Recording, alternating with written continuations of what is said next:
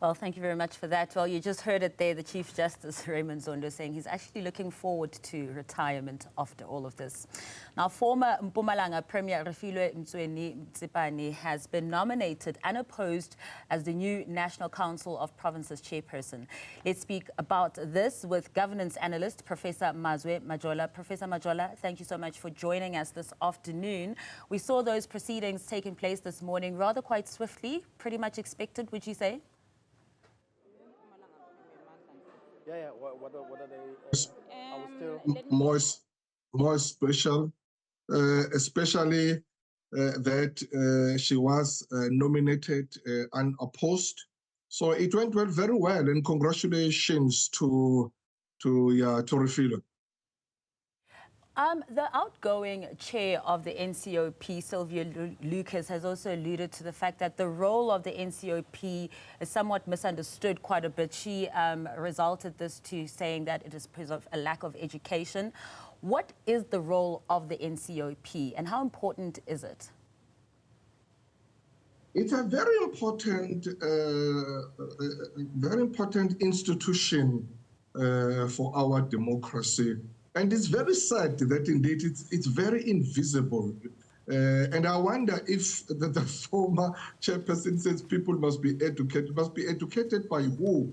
Because the very same NCOP is the one that must popularize the institution and educate people. So this is an institution that links all the spheres of government, from the local government level to provincial government to national level. In that institution, all these different spheres of government are represented. For instance, the NCOP is made up of MPs or representatives from different legislatures.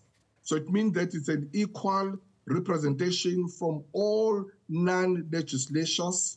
And then also it's represented by SALGA, although it's a non-voting entity, but it's there.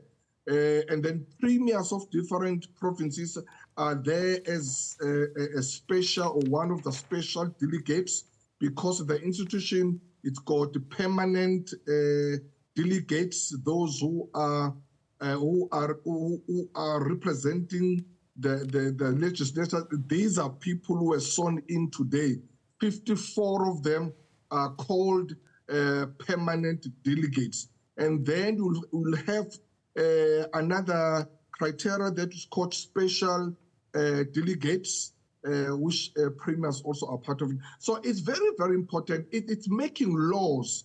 It's taking into consideration the interest of communities, of people, of provinces. This is the institution that it's really there in terms of the ground level.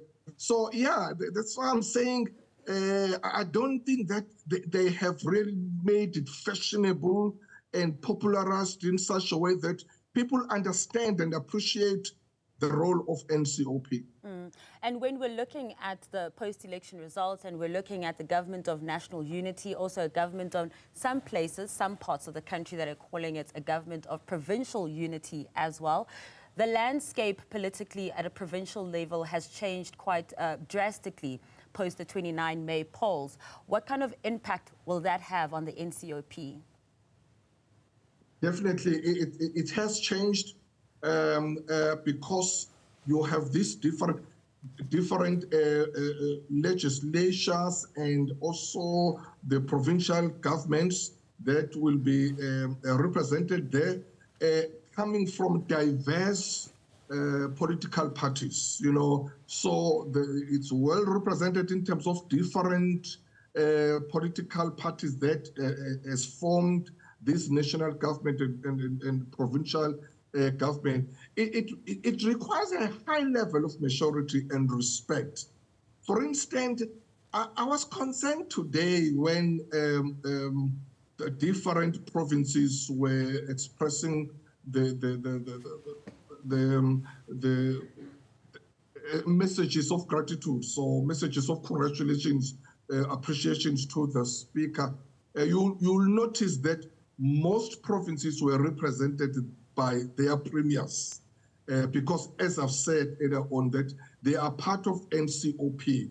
But I know that the Northern Cape, I saw the gentleman there who stood up, but he mentioned that he represents Dr. Saul to be there.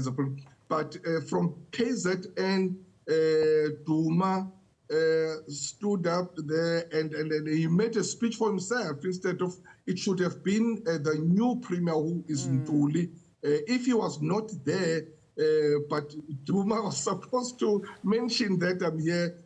So those dynamics are very important, that they must be very careful, because, you know, these coalitions and national or provincial unities are very delicate and sensitive.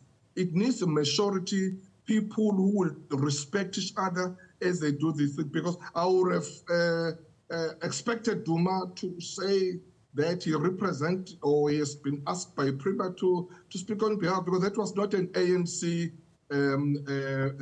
matter or ANC show. And I guess it also speaks to, again, going back to the outgoing chair of the NCOP, Sir Sylvia Lucas, who said it's not taken seriously. Now, if the newly elected premiers, and of course their diaries must be busy, can't make it, what does that have to say? Yes, definitely. Well, maybe we may forgive them, because, I mean, they were just elected yesterday. Yeah. And then the sitting is today, so maybe they had pre-arranged important meetings that they had.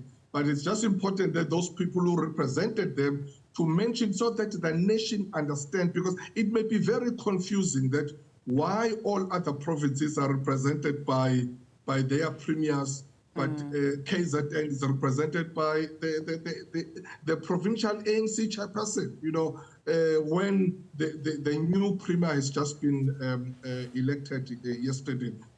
So I'm talking about delicacy, sensitivity, and maturity between individuals and among themselves, so that they take the nation and the country into confidence and trust. You know, Prof, over the past 2 weeks, particularly this week as well, many people were holding their breath, because we didn't really know which direction the NFP was going to take, whether they're going to align themselves with the EFF and the MK in KZN specifically, or they were going to align themselves with the DA and the ANC and IFP. And of course, we saw which way they went, and it really was a deciding factor, because that one single vote, one single seat of theirs was the deciding factor. But if we're starting this government of provincial unity on this level as well, speaking of those delicacies that you're saying we should be taking note of as well, by not necessarily seemingly taking note of them, what message does that send us?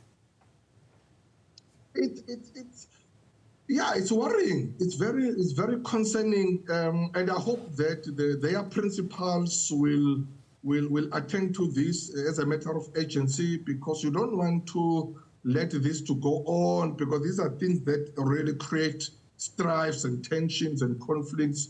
So as early as possible, we've got to arrest these anomalies, so that it becomes a healthy relationships. Of course, it's just starting. There will be those little bit mistakes there, but it's important the leaders to arrest them as soon as possible, so that it must not, as I'm saying, create more tension. Because of course you've got different, as we've been saying in the last 2 weeks. You are correct, Masa. We have been saying this.